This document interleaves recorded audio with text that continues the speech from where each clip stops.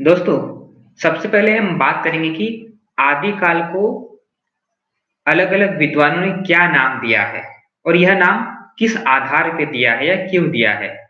और दूसरा दोस्तों कि आदिकाल में हिंदी में जो प्रथम कवि हुए हैं, जिसे हम कहते हैं कि हिंदी के प्रथम कवि, तो अलग-अलग जो विद्वान हैं, उन्होंने किस कवि को हिंदी का प्रथम कवि माना है?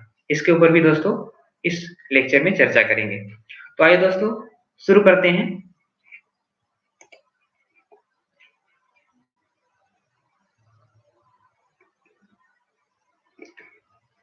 दोस्तों, सबसे पहले हम बात करेंगे आदिकाल के नामकरण को लेकर। दोस्तों, महाराष्ट्र सेट एग्जाम में और यूजीसी नेट एग्जाम में भी इसके ऊपर कई बार प्रश्न पूछे गए हैं और भविष्य में भी जो एग्जाम होने वाले हैं, उनके ऊपर भी उन एग्जाम में भी प्रश्न पूछे जा सकते हैं। दोस्तों, सबसे पहले हम बात करेंगे जॉर्ज ग्रियर्सन के बारे में। तो दोस्तों, हिंदी साहित्य का जो प्रथम काल विभाजन करने वाले विद्वान हैं, जिनका नाम है जॉर्ज ग्रियर्सन। दोस्तों, इन्होंने एक ग्रंथ लिखा था जिसका नाम था the modern vernacular literature of Hindustan. दोस्तों, काल विभाजन के संदर्भ में इसके ऊपर हमने विस्तार के साथ चर्चा किया था, जिसमें हमने बताया था दोस्तों कि यह ग्रंथ जो है, यह 1888 में लिखा गया था और इस ग्रंथ में दोस्तों जॉर्ज ग्रियर्सन ने हिंदी साहित्य का सबसे पहली बार काल विभाजन करने का प्रयास किया है। इसमें दोस्तों उस ग्रंथ में जॉर्ज ग्रियर्सन ने हिंदी साहित्य को 11 भागों में विभाजित किया था और उस 11 भाग के जो अलग-अलग शीर्षक दिए थे, जिसके ऊपर हम चर्चा कर चुके हैं। तो दोस्तों, आपको इतना ध्यान में रखना है कि जॉर्ज ग्रियर्सन जो है वो हिंदी साहित्य का काल विभाजन करने वाले पहले विद्वान हैं और इन्होंने आदिकाल के लिए दोस्तों चारण काल इस शब्द का प्रयोग किया है। दोस्तों, चारण काल यह शब्द का प्रयोग क्यों किया है, इसके ऊपर हम संक्षेप में बात कर लेते हैं। दोस्तों, जॉर्ज ग्रियर्सन का ऐसा मानना था कि आदिकाल में अधिकांशतः कवि कैसे हैं, तो चारण कवि हुए हैं।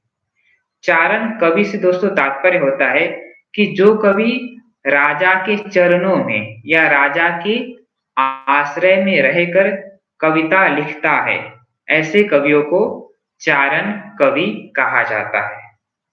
तो आदिकाल में दोस्तों अधिकांशतः जो कवि रहे हैं, वे राजा के आश्रय में रहते थे और राजा की प्रशंसा में कविता लिखा करते थे।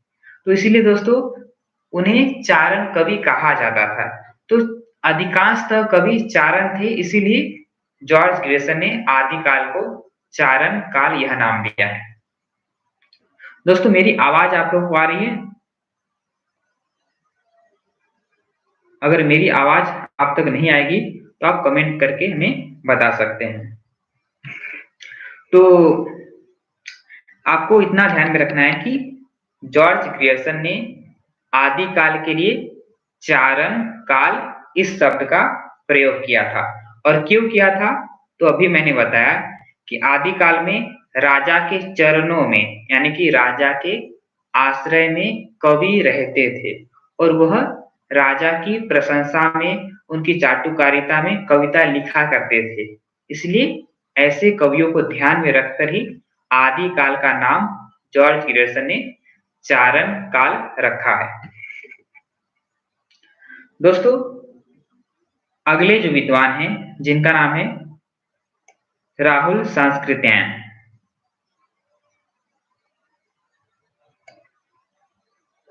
तो राहुल सांस्कृत्यायन ने दोस्तों हिंदी साहित्य का जो आदिकाल है, तो आदिकाल के लिए सिद्ध सामंत काल यह नाम दिया है। तो राहुल सांस्कृत्यायन ने सिद्ध सामंत काल यह नाम क्यों दिया है? तो दोस्तों उन्होंने ऐसा माना है कि आदिकाल में सिद्धों और सामंतों के द्वारा ही रचनाएं हो रहे थे, यानी कि आदिकाल में रचना के दो मुख्य कारण क्या थे? एक तो सिद्ध, यानी कि जो सिद्ध कवि हुए हैं उन्होंने क्या है? रचनाएं लिखी है। दूसरा, अधिकांश कवि कैसे थे? जो सामंत, सामंत से तात्पर्य दोस्तों कि जो अमीर लोग थे, राजा लोग थे, उनसे संबंध है। तो राजा के आश्रय में रहकर जो अमीर लोग हैं या सामंत लोग हैं, उनके आश्रय में रहकर ही कवि जो थे उनकी प्रशंसा में कविता लिखा करते थे। तो ये दो कारणों से राहुल सांस्कृत्यायन ने आदिकाल के लिए सिद्ध सामंत काल यह नाम दिया है।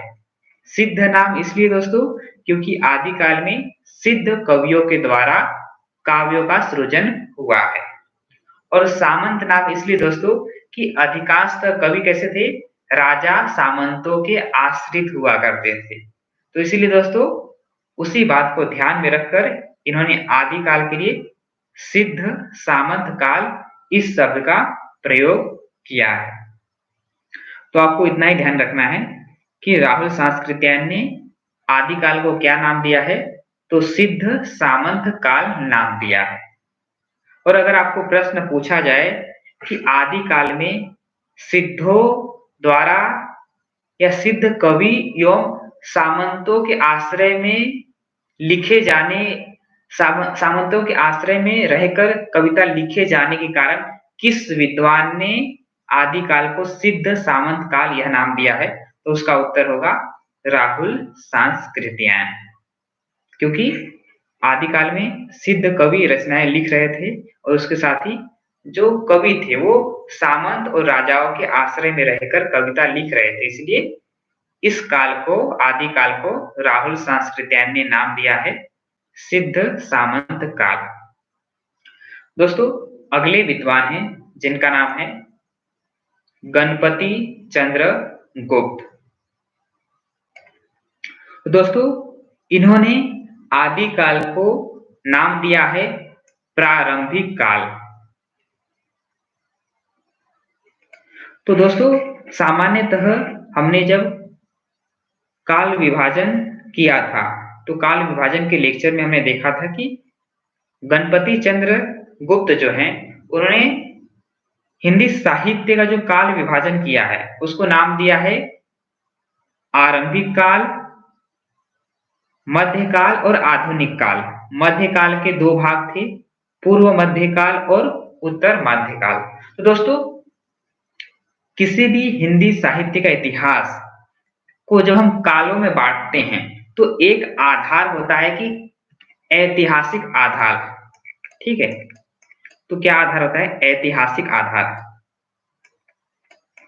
तो ऐतिहासिक आधार में दोस्तों हम किसी भी साहित्य को या जिस चीज का हम अध्ययन करते हैं तो उसको सामान्य रूप से तीन भागों में बांट देते हैं।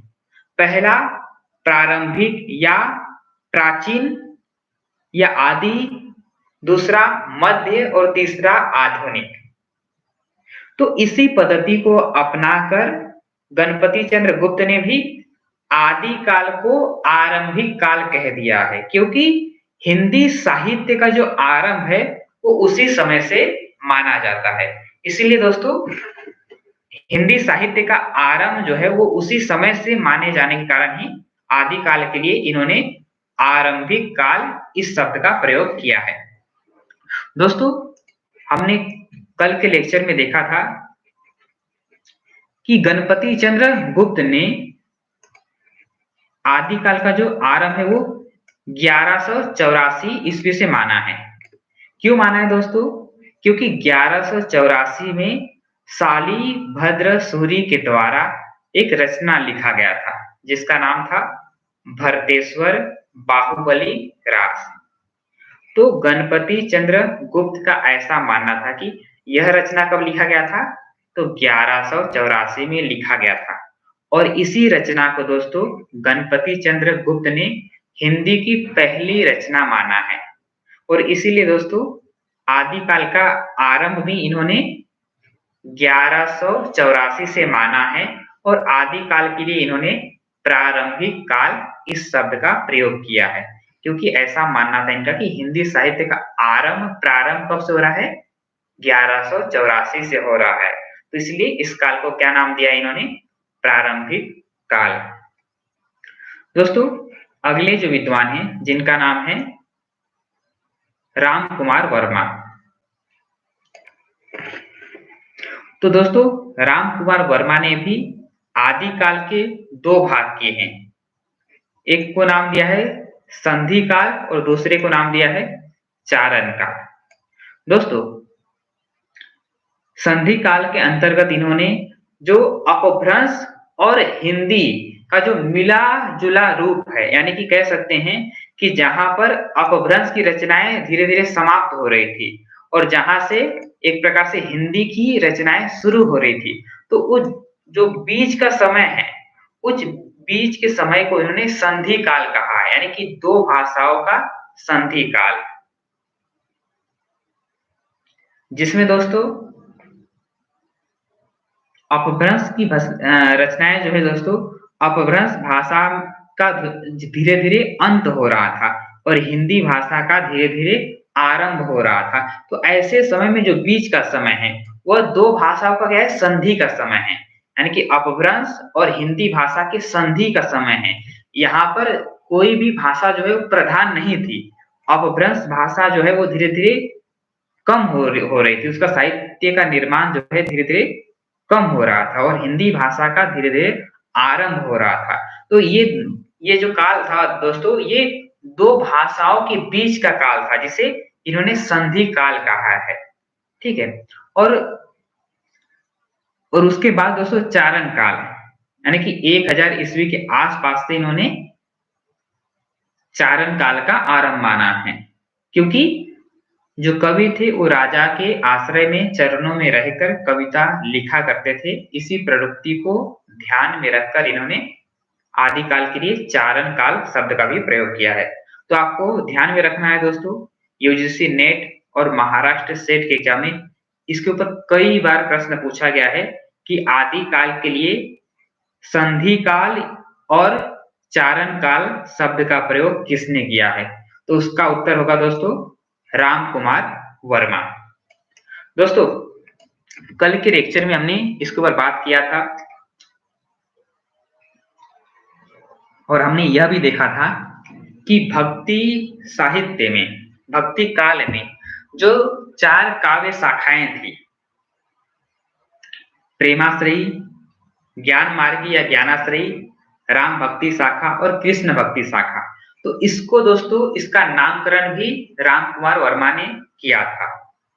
ज्ञानाश्रयी के लिए इन्होंने संत काव्य शब्द का प्रयोग किया था। प्रेमाश्रयी काव्य के लिए इन्होंने सूफी काव्य शब्द का प्रयोग किया था। राम भक्ति शाखा के लिए इन्होंने राम काव्य और कृष्ण भक्ति शाखा के लिए कृष्ण काव्य शब्द का प्रयोग इन्होंने किया था। तो आपको इतना ध्यान में रखना है कि राम कुमार वर्मा ने आदिकाल के लिए चारण काल और संधि काल शब्द का प्रयोग किया है। संधि काल इसलिए कहा है क्योंकि अपभ्रंश भाषा जो है वो धीरे-धीरे समाप्त हो रही थी और हिंदी भाषा जो है वो धीरे-धीरे आरंभ हो रही थी। तो जो बीच का समय है उसी को इन्होंने संधि काल कहा है। और चारण काल इसलिए कहा है क्योंकि कवि जो थे वो राजा के चरणों में, यानी कि राजा के आश्रय में रहकर उनकी स्तुतिपूर्ण कविता किया करते थे। तो इस प्रवृत्ति को ध्यान में रखकर उन्हीं कवियों के आधार पे इनका नाम, आदिकाल का नाम इन्होंने चारण काल रख दिया है। दोस्तों